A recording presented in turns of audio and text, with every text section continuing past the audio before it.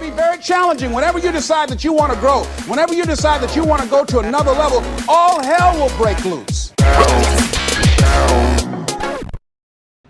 Muito prazer, meu nome é Gabriel e sim, eu acredito que o nosso país, o Brasil, precisa de mais academias de treinamento de força. E nesse vídeo eu vou dar dois motivos que sustentam esse meu pensamento, tá bom? Vamos direto pro assunto. O primeiro motivo é que eu acho que existe uma falta de conhecimento da população em geral a respeito do treinamento de força, porque é fato que o treinamento de força ele abrange várias categorias de idades diferentes, tá bom? Ele não é simplesmente para homens adultos, vamos dizer assim. Ele é um esporte para todos os sexos, para todas as idades, ele pode ajudar todo mundo, afinal de contas, qualquer pessoa, independente da idade, independente do estilo de vida, ela seria ou estaria um pouco mais saudável se ela tivesse mais força e mais massa muscular, ela performaria melhor em atividades do cotidiano, ela teria mais condições de realizar atividades físicas e tudo mais. Afinal de contas, o esporte de força ele pode ser uma finalidade, você pode simplesmente treinar para ficar forte, ou você pode usar ele como ferramenta e treinar com treinamento de força para melhorar algum outro aspecto da sua vida, algum outro esporte que você gosta de realizar, como eu já falei naquele vídeo, se os esportes ajudam ou atrapalham. É lógico que você não está falando de treinar da mesma maneira, não existe só uma maneira de treinar, tá bom? Treinar não é só ir na academia como bodybuilder, isso é uma outra coisa que tem que ficar extremamente clara. Existem muitas formas diferentes de você treinar, específicas ou não,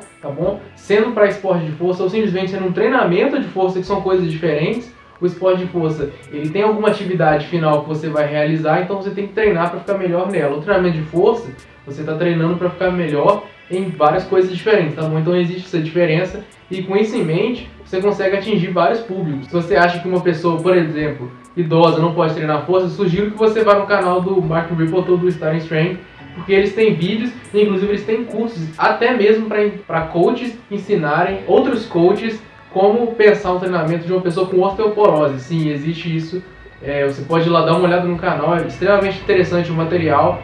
E assim, é uma coisa que perpassam todas as idades. E por quê? Porque não só além do fato de ficar forte, como a gente sabe através de diversos estudos que mostram e a experiência de diversos atletas quando eles vão fazer algum exame, alguma coisa assim, que o treinamento de força e o treinamento com resistência em geral ele aumenta a densidade óssea. Lembrando que se você tem a habilidade de fazer alguma coisa e você sempre faz essa mesma coisa da mesma forma, ou se você não faz, você vai estabilizar e depois você vai piorar. Então no caso do corpo humano, se você para de utilizar os músculos de determinada maneira, ou se você sempre utiliza os músculos da mesma maneira, você vai se adaptar e uma hora você vai regredir. Então você vai perder massa muscular, você vai perder flexibilidade, você vai perder densidade óssea, porque não tem estímulo. O que vai causar variações no seu corpo, o que vai causar melhora, é justamente a variação do estímulo ao longo do tempo. E dessa forma, o treinamento de força, na minha opinião, tá bom? Um pouco enviesado, você pode dizer, porém essa é a minha opinião. Eu acho que o treinamento de força é a maneira mais fácil de você medir, de você ensinar alguém a fazer sozinho, seja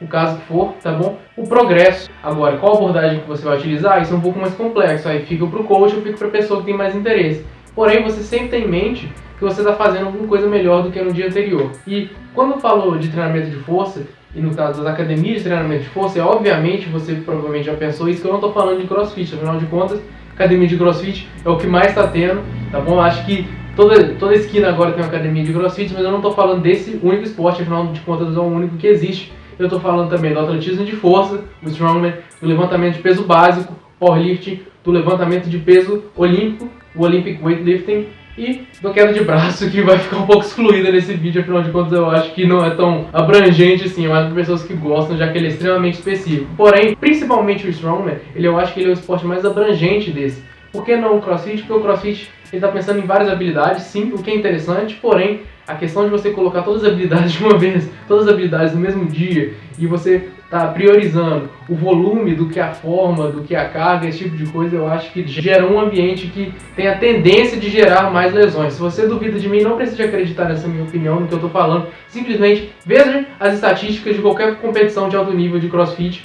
ou até mesmo de nível amador. Dá uma olhada em quantas pessoas saem de uma competição de CrossFit machucadas, principalmente por isso que vem a birra do pessoal com o CrossFit. Você vai ver que é um esporte que ele tem uma tendência maior de gerar lesões. Então por isso que eu acho que não é tão interessante assim. Quando eu estou falando de academias que o nosso país precisa mais de academia de força, eu acho que a academia de powerlifting, principalmente, é mais simples, 3 movimentos são mais fáceis de ensinar, e de strongman, porque ele vai pegar essas coisas do CrossFit e vai separar de maneira assim mais interessante. Você vai gerar adaptações um pouco mais específicas, os eventos eles são pensados para uma, duas coisas, em vez de você ter que ter um evento de força, de corrida, de um milhão de habilidades diferentes, tá bom? Você vai ter as habilidades, mas elas vão estar separadas de uma maneira mais interessante, assim, na minha opinião, pelo menos. Mas o motivo número 2, tá bom? É relacionado à questão competitiva dos esportes de força. Todo esporte de força, ou pelo menos a maior parte deles, ele é pensado na competição. Ele estimula a competição. E o fato de o Brasil não ter muitas academias de força faz com que a gente também não tenha muitas competições. Se você vai olhar as competições de powerlifting, são extremamente poucas, vão poucas pessoas. E eu acho que se você tivesse mais academias, você conseguiria incentivar mais essa pessoa que às vezes não compete, desde que saiu da escola, a fazer uma atividade competitiva. E o esporte de força, ele está visando muito pouco você competir com outras pessoas. É mais uma jornada de você competir com si mesmo, você pegar um evento e você comparar com um evento anterior, quanto que você conseguiu melhorar, porque nem sempre o recorde que você vai ter no palco vai ser o recorde que você vai ter na academia, porém a sensação de estar lá com um grupo de pessoas. O esporte de força, ele é caracterizado também principalmente por ter esse grupo de pessoas que apoiam e tudo mais. Então esse tipo de competitividade eu acho que faria muito bem. Existem pessoas que são competitivas e acabam colocando essa vontade de competir em coisas que não são muito positivas, como por exemplo no espaço de trabalho, que pode levar a inimizade e tudo mais. Porém, se você pegar essa vontade e colocar num objetivo, colocar lá no caminho, você sabe que você tem que treinar para conseguir performar daqui a não sei quantos meses, eu acho que seria muito positivo para grande parte da população, sem falar que a gente estaria pensando aí, quem sabe, na projeção do Brasil no espaço internacional dos esportes competitivos de força, porque, querendo ou não, os atletas que a gente tem aqui, respeito muitos atletas, eles são extremamente fortes e dedicados, porém, não é comparável a um alto nível, principalmente no caso de strongman e de powerlifting, assim, sem atletas até brasileiros que moram lá fora e conseguem se inserir melhor no espaço competitivo do que se depender daqui de dentro. Existem sim as federações que realizam essas competições, porém eu não acho que é competitivo o suficiente. Se você comparar os recordes das categorias de peso no Brasil e, por exemplo, nos Estados Unidos, você vai ver que os recordes aqui são mais baixos.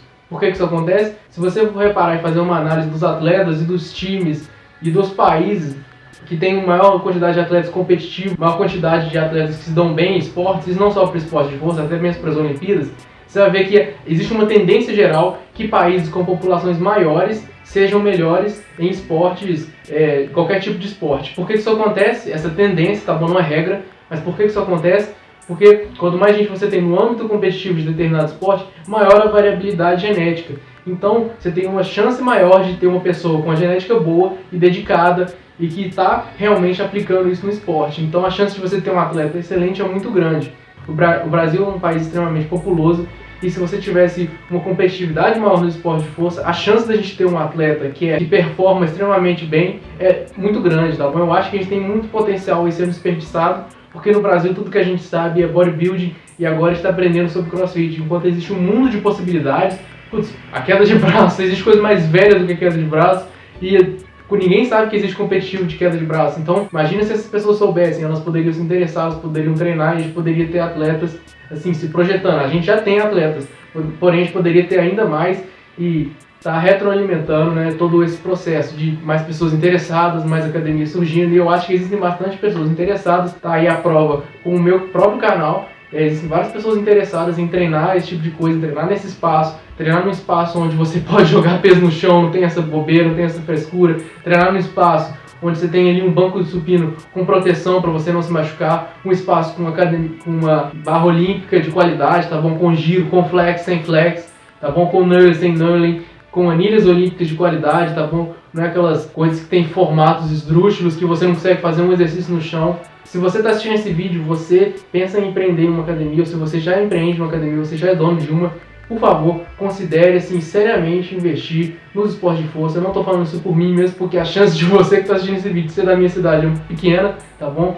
Porém, pense nisso, assim, eu acho que você poderia estar, junto com isso, abrindo espaço para um público novo, um público que pode se interessar, você pode estar fidelizando, criando um público a mais que o público do esporte de força e mostrando como esse esporte pode ser legal para várias pessoas. Várias pessoas podem competir. Eu vou dar um exemplo aqui. Existe uma academia que tem um canal no YouTube que chama Never State, tá bom? O dono dela tem um canal e várias pessoas que malham lá tem um canal. Você vai ver que assim, tem gente tudo quanto é ativo. É uma academia de strongman, um pouquinho de powerlifting, mas mais de atletismo de força mesmo.